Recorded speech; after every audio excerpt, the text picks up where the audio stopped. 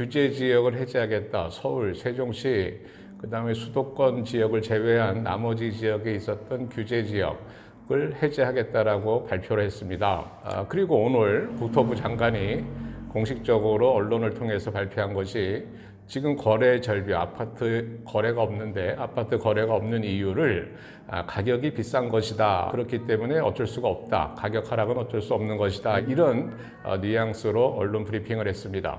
최근에 불과 한 달 전까지 있었던 그런 분위기와는 전혀 다른 논조로 이야기를 하는 겁니다. 정부에서 부동산 시장을 어떻게 보는지를 우리가 이해할 수 있는 겁니다. 즉 정부에서도 가격 하락은 피할 수 없는 것이다. 이렇게 공식적으로 인정을 한 것입니다. 우리는 가격이 반등하지 않을까, 그죠? 혹시나 이제 가격 하락이 멈추고 반등하지 않을까 그런 기대감이 있었을 겁니다. 불과 한 달 전까지만 해도 가격 하락이 멈추고 다시 반등할 것이다 이렇게 주장했던 사람들이 있었는데 그런 사람들도 이제는 거의 없습니다. 이제 거의 다가 가격 하락을 인정하는, 그다음에 이 가격 하락이 상당히 오래 기간 지속될 것이라는 그러한 논리로 지금 이야기들을 하고 있습니다. 그런데 정부가 국민들한테 언론을 통해서 이야기했다는 것입니다. 이것이 무엇을 의미하는 것이냐, 여러분들 한번 생각해 보시기 바랍니다. 가격 하락은 피할 수 없다라는 것을 정부가 인정한 겁니다. 이제 인정을 했으니 앞으로 가격을 하락을 해도, 그죠? 정부 탓하지 말라는 거죠. 너희들이 알아서 준비를 하라, 이런 뉘앙스로 이야기를 우리한테 던지는 겁니다.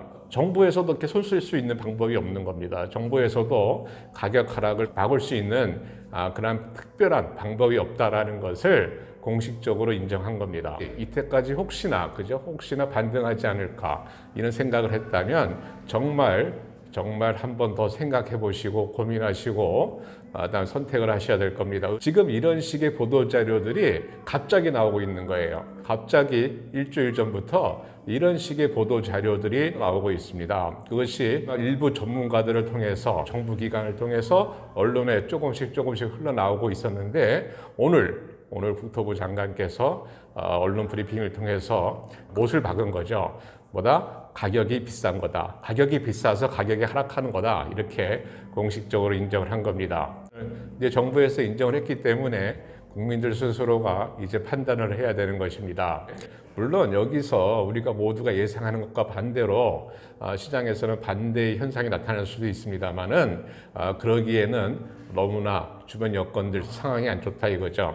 어제 오늘 해갖고 뉴스에 보도된 자료들이 좀 특이하다라는 걸 제가 느껴가지고 이렇게 짤막하게 이야기를 드립니다. 한번 고민들 해보시기 바랍니다.